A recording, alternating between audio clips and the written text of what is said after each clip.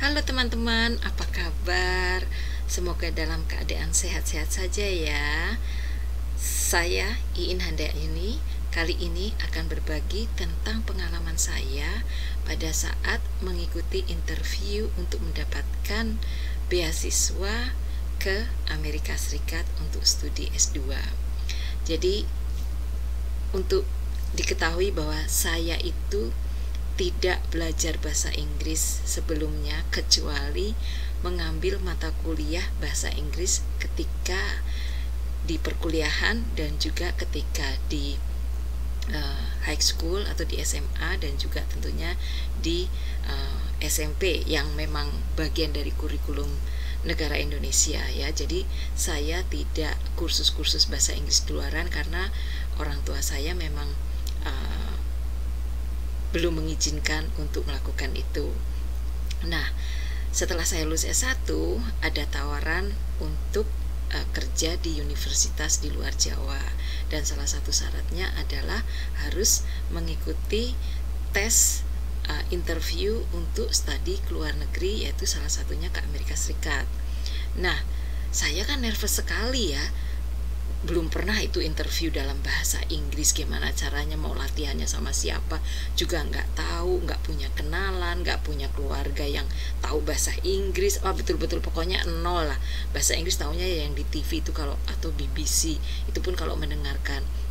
Dan yang bikin minder saya itu nggak pernah kursus bahasa Inggris, jadi nggak tahu caranya. Taunya ya yang simple-simple, this is an umbrella, this is a paper, this is a hat, something like that ya. Tapi nggak tahu yang kalau nanti ditanya sama orang bule, apalagi kalau orang bulenya itu berkumis tebel, berjenggot kayak Santa Claus gitu kan, gimana itu ya, kita nggak bisa baca bibirnya itu. Jadi saya tuh nervous sekali. Kemudian saya cerita sama ayah saya, Pak, saya tuh harus interview, gimana nih Pak ya?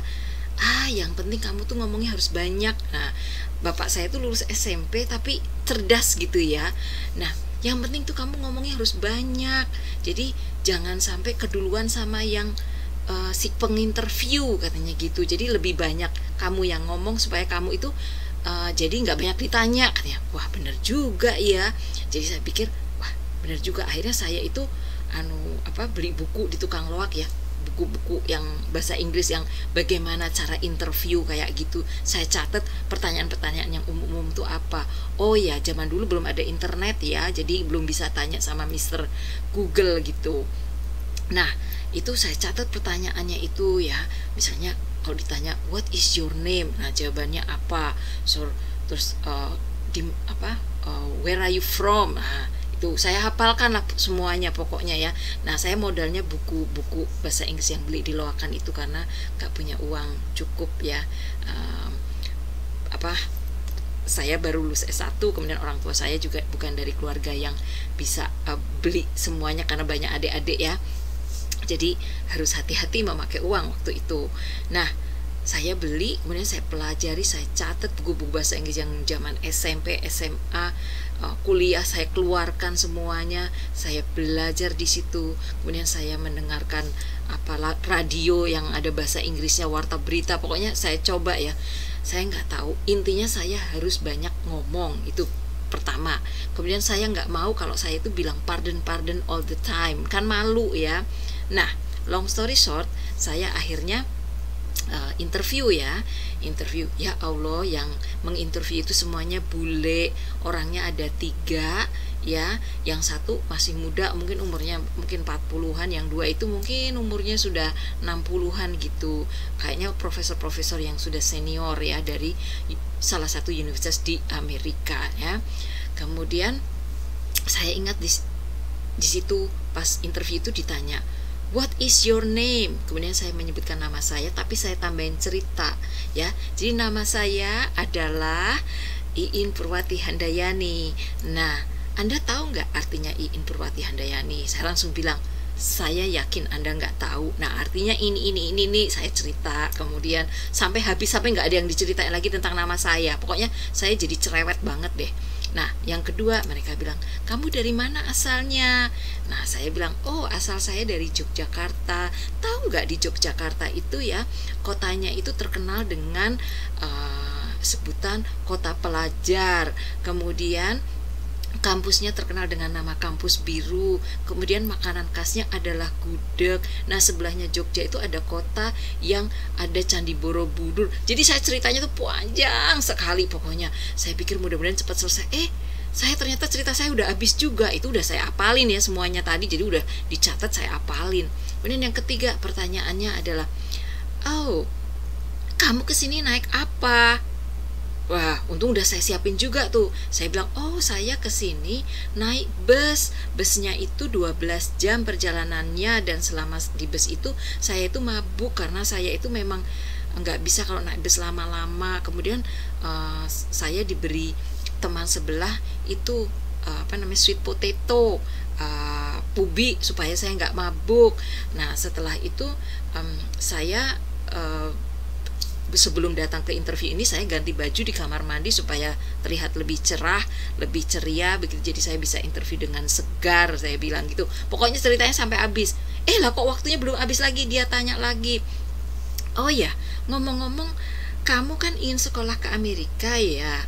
Oke, kamu ngapain sih kok tertarik pengen sekolah di Amerika? Ada apa sih di Amerika? Waduh, saya bingung ya, mau jawab apa, saya nggak siap-siap itu pertanyaan itu ya. Akhirnya saya bilang, saya itu senang sekali ngelihat movie Little House in the Prairie. Nah, itu saya suka sekali, sama saya suka sekali nonton film Bonanza. Nah, itu keduanya itu adalah film-film yang very umum ya, sangat umum ketika saya kecil, ketika saya SD ya. Saya hanya itu yang terlintas di kepala saya.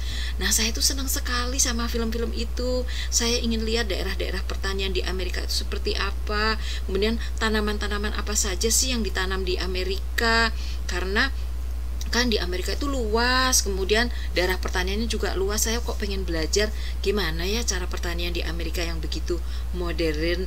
Pokoknya saya nerocos terus sampai saya nggak mau ditanya lagi, karena ini kayaknya pertanyaan kok makin sulit gitu. Jadi saya cerita seada-adanya sambil dalam hati berdoa. Akhirnya setelah selesai, ya sudah selesai, dan dia bilang terima kasih.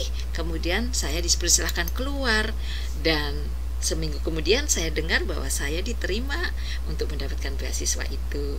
Jadi itu tadi teknik cara menjawab pertanyaan di interview. Intinya adalah kita mesti banyak ngomongnya tapi relevan ya, sehingga mereka itu tidak bertanya banyak. Karena waktu itu saya, kalau mereka bertanya itu saya takut, saya tuh pardon me terus gitu, karena kan takutnya nggak jelas kan.